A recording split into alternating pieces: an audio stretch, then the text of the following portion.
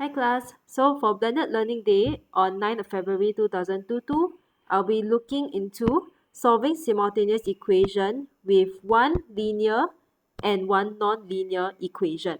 Okay, linear because it is degree 1, okay, and the other one is non-linear and specifically is quadratic because it's degree 2, polynomial is degree 2.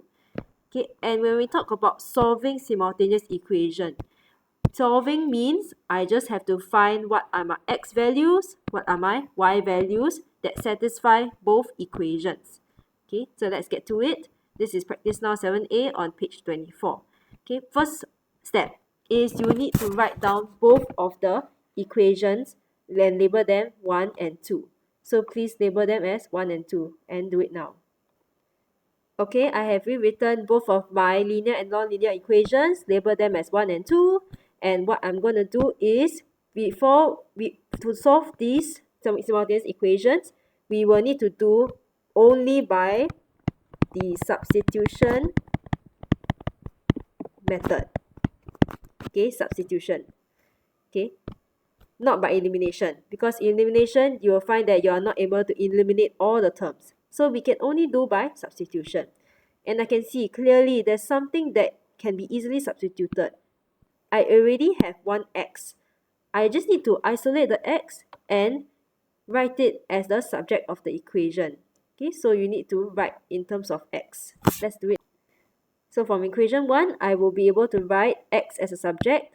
X equals to 5 minus 2y. And I will need to substitute x equals to 5 minus 2y into 2. Are you able to try and substitute this value of x into 2? I hope you are able to come up with this first step. Okay, what I just did is I am just replacing all my x in equation 2 with 5 minus 2y. Okay, and that's what I did here. Okay, after this is very simple. You just need to simplify the equation and you will get a quadratic equation. So try to simplify this equation now until you get a quadratic equation of degree 2.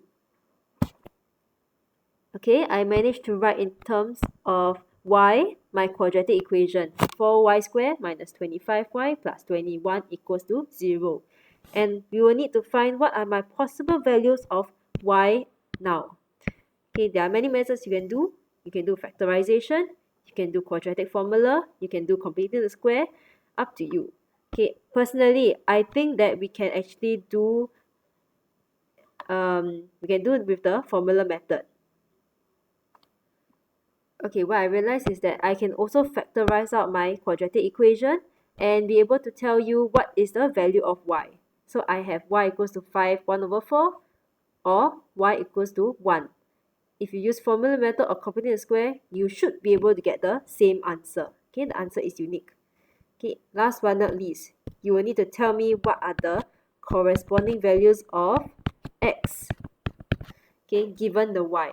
Okay, so you can use back your equation 1.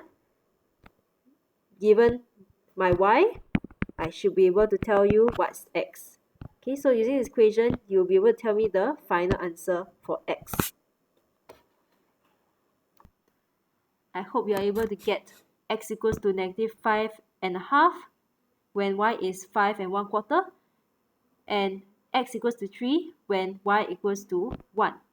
Okay, so your final solution, how you present your solution is answer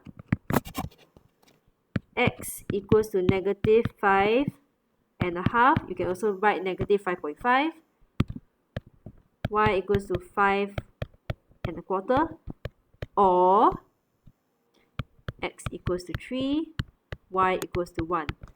And now I have solved for these two simultaneous equations and actually have two solution sets. Okay, 1 and 2.